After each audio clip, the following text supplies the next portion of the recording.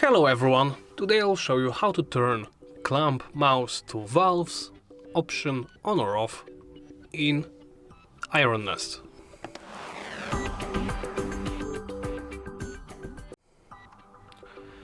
Let's begin by opening the settings menu.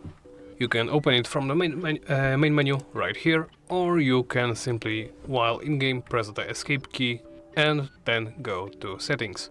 From here select the game section and look for clamp mouse to valves. You can toggle it on or off. Once you are done, press apply and you can close the menu. Now I turned it on.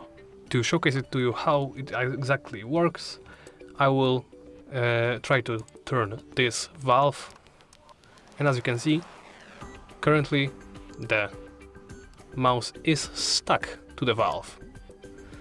If I would quickly go back and turn it off, this would look like this.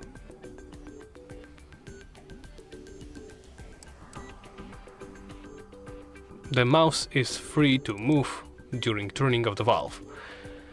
And that's about it. Thank you for watching, and please make sure to comment, like and subscribe.